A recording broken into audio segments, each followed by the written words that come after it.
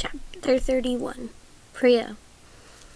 The first night she didn't leave Malini's side. She measured out a careful dosage of needle flower tincture and prayed that she hadn't made an error, that Gautam hadn't misled her, and that Malini would survive. Ever since her last dose, when she'd pinned Priya enraged, Malini had been utterly silent, eyes closed.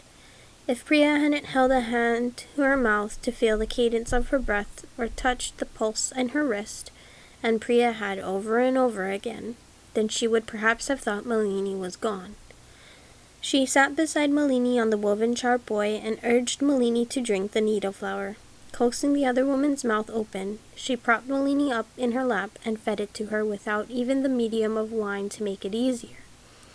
"You're going to be okay," she told her when Malini coughed and pressed her head against Priya's arm. Eyes still squeezed tight shut.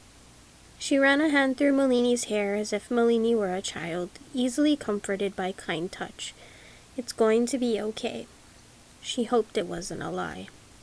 Priya slipped in and out of doze, out of exhausted dreams. When she blinked, her eyes opened, shifting between sleep and wakefulness. The carvings seemed to dance on the walls before her eyes. Surrounding her in an unblinking circle, the Hirana thrummed beneath her feet, and Malini slept on, breathing warm and steady against Priya's side. The next day Malini was still alive, but she continued to sleep, consuming no food, taking water and needle flower only when she was coaxed. On the night that followed, Priya held her again, watching the rise and fall of her chest. Let her live, Priya thought. Don't let me wake and find her cold. Let her live. It was only human, only natural, to want Malini to live. No more than that. She took Malini's hand in her own and held it firmly. "You'll never get your revenge if you don't survive, Malini," Priya said to her. "If you can hear me, don't forget that." It was the next day, in the middle of a rainstorm, when Malini finally woke. Drank a little water. She held out her hand, laced her fingers with Priya's once more. "Tell Rao," she whispered when Priya asked her how she felt. When Priya tried to convince her to eat, to rest more, to take her next careful dose, "Tell him to go." Then she fell back asleep. Her fingers on Priya's were cool. Priya drugged Pramila once more, paced the Triveni, waiting, anxious, then climbed down the Hirana in the dark of night. The regent's men were patrolling in significant, intimidating numbers, but the night bazaars were alive with people regardless, all of them winding between the food stalls with stubborn cheer, their voices loud, their smiles defiant. Colored banners had been hung between the houses. There were lanterns set out on every veranda, not yet lit. It took Priya, confused by the bustle of the crowd, a moment to remember that the following night would be the festival of the Dark of the Moon, when households donated lavish gifts to the poor, ate golden jalebis and milk sweets, and placed dozens of lanterns on their verandas to light up the dark. It took her significantly longer to gather, from the gossip of people around her, that the regent had given explicit permission for the festival to go ahead as normal. No one seemed to know exactly when he'd chosen to do so, but there were discontented murmurs here and there as she walked about things that had been done in the city by Parijatripan soldiers. And sure enough, she saw a handful of buildings with their wooden frames clearly hacked apart, the damage still unmended. She managed to enter the Palace of Illusions easily enough.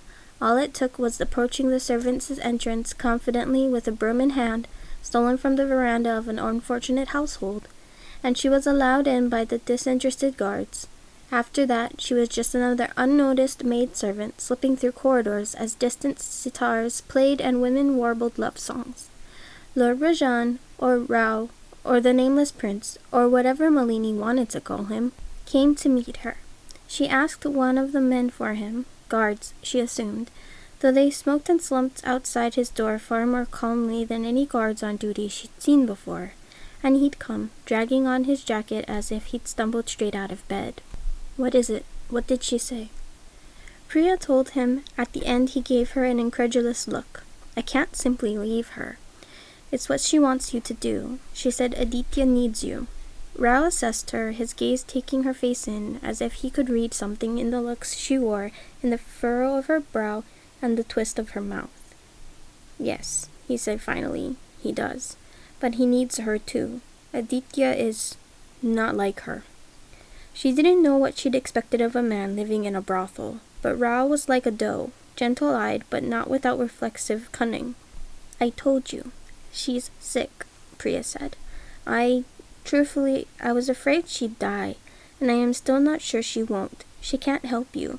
She doesn't have the strength to escape, and she has no one she can trust in her prison but me." "I could help her escape," Priya thought, as Rao's face crumpled a little and he brought a hand to his forehead. "I could bring her here to this man. It wouldn't be easy to get her down the Hirana, not as she is, but I could do it. Maybe. Certainly. She'd be safer."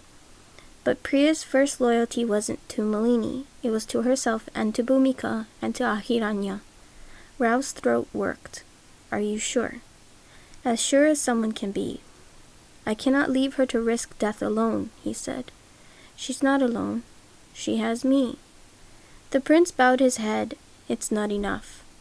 "It's more than most people get," said Priya. "But I promise for what it's worth that I'll do everything I can to keep her alive. I'll use what I have to help her survive until you or your prince can return for her." It was more of a promise than she should have made, more feeling and more debt than she wanted to give Malini. But could Priya really leave her now, when she'd stayed up 2 nights watching her sleep, terrified the fool woman would die? "I've done my duty by speaking to you," she said, "but now I have to return to her. My lord." She bowed her head in acknowledgement. He said nothing in return.